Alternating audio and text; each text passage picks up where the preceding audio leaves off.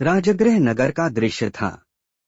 राजा धननंद अपने विशाल राजमहल में बैठा था और सामने खड़े थे एक दुबले-पतले किंतु तेजस्वी ब्राह्मण आचार्य चाणक्य। उनकी आंखों में ज्ञान की ज्योति थी और चेहरे पर दृढ़ता की रेखाएं। लेकिन उसी क्षण राजा धननंद के दरबार में किसी कारणवश चाणक्य का अपमान हुआ। दरबारी हंस पड़े और राजा ने भी अपमानजनक शब्द कह दिए। चाणक्य ने कुछ नहीं कहा, बस शांत स्वर में कहा, राजन, आज आपने मेरा अपमान किया है। पर याद रखिए, अपमान का बदला गुस्से से नहीं, बुद्धि से लिया जाता है। यह कहकर चाणक्य दरबार से बाहर निकल गए। बाहर निकलते ही उनके भीतर आग जल उठी। मन में बदले की भावना थी, पर वे जानते थे, गुस्से में किया गया कोई भी कार्य मनुष्य का विवेक छीन लेता है। कुछ दिनों बाद चाणक्य एक छोटे से गांव पहुंचे। वहां एक बालक था, चंद्रगुप्त। वह उत्सुक था, जिज्ञासु था, परंतु क्रोधी स्वभाव का था। छोटी छोटी बातों पर वह झल्ला उठता था। एक दिन जब वह अभ्यास कर रहा था, तो एक अन्य बालक ने उसकी गलती पर हंसी उड़ा दी। चंद्रगुप्त ने तुरंत उठकर उसे धक्का दे दिया।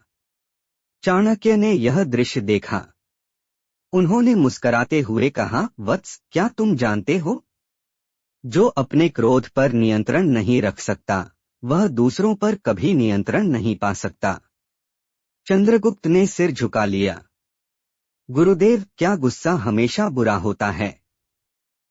चाणक्य ने कहा, गुस्सा बुरा नहीं, पर उसका गलत प्रयोग विनाशकारी होता है। गुस्सा आग की तरह है, जब तक वह चूल्हे में है, भोजन पकता है, जब वह घर में फैलता है, सब कुछ जला देता है।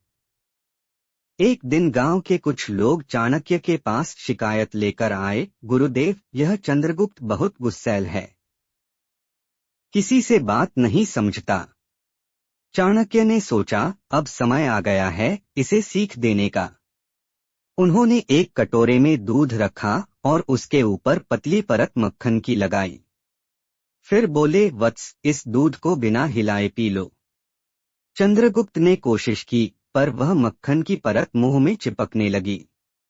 उसने झुंझलाकर कहा, गुरुदेव, यह कैसे हो सकता है? चाणक्य मुस्कराए, जिस प्रकार बिना धैर्य के यह दूध नहीं पिया जा सकता, उसी प्रकार बिना धैर्य के कोई बड़ा कार्य पूरा नहीं किया जा सकता। गुस्से में मनुष्य अपनी क्षमता खो देता है।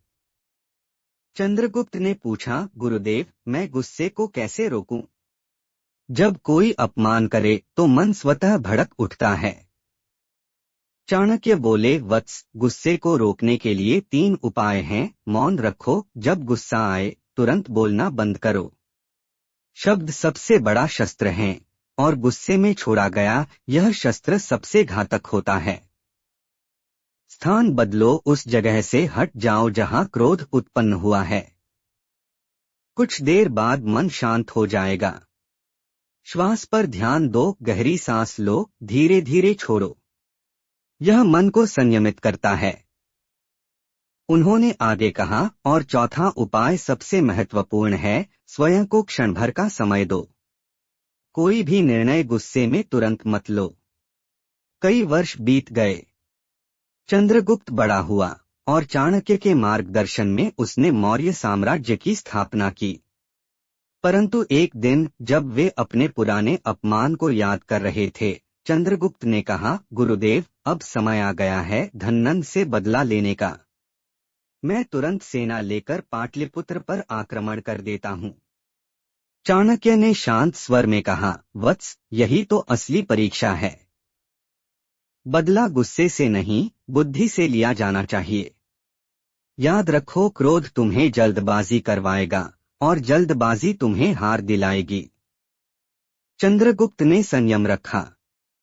योजनाबद्ध तरीके से तैयारी की, छोटे छोटे राज्यों को जोड़कर एक शक्तिशाली सेना बनाई।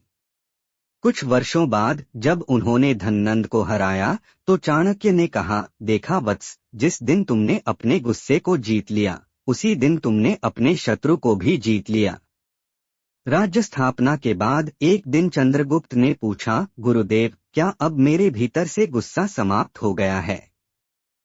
चाणक्य मुस्कराए, वत्स, गुस्सा समाप्त नहीं किया जा सकता, पर उसे दिशा दी जा सकती है।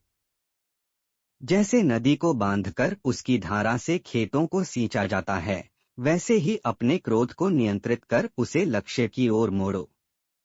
जब गुस्सा दूसरों को हराने के लिए नहीं, खुद को बेहतर बनाने के लिए इस्तेमाल होता है, तब वह शक्ति बन जाता है। उन्होंने आगे कहा, जिस दिन मनुष्य सीख जाता है कि क्रोध में भी शांत रहना, उस दिन वह स्वयं पर विजय पा लेता है।